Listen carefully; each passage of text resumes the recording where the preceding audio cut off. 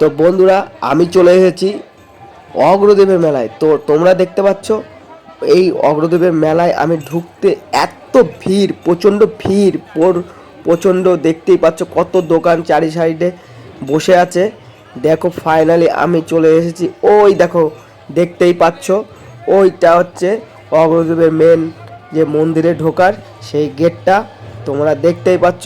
আমি দেখাচ্ছি ভেতরে, যে তুমি দেখো বন্ধুরা।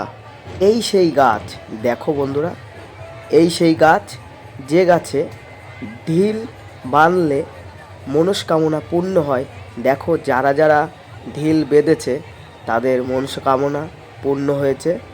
তোমরা বন্ধুরা দেখতে পাচ্ছ এই যে মন্দিরের পাশেই এই গাছটা, খুব পুরনো এই গাছটা। দেখতে পাচ্ছ কত ভক্তরা ঢিল বেঁধেছে। তো আমি চলে এসেছি গোপীনাথের মন্দিরের সামনে।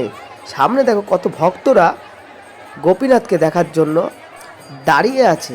তো দেখতে পাচ্ছ ভক্তরা মন্দিরের ভেতরে পুজো দেওয়ার জন্য কত ভিড় জমিয়ে আছে।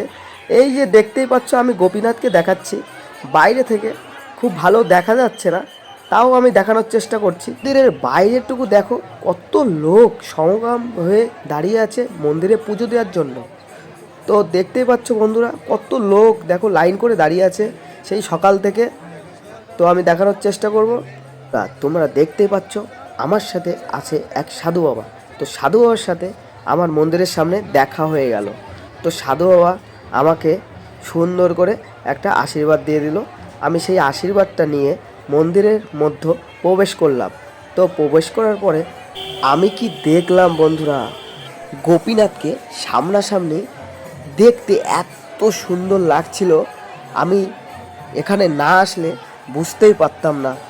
তোমরা যদি এখানে আসতে চাও তাহলে গোপীনাথের দর্শন নিশ্চয়ই করবে।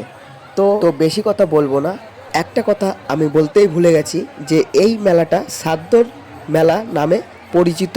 বহু প্রাচীন কাল থেকে চলে আসছে এই মেলা।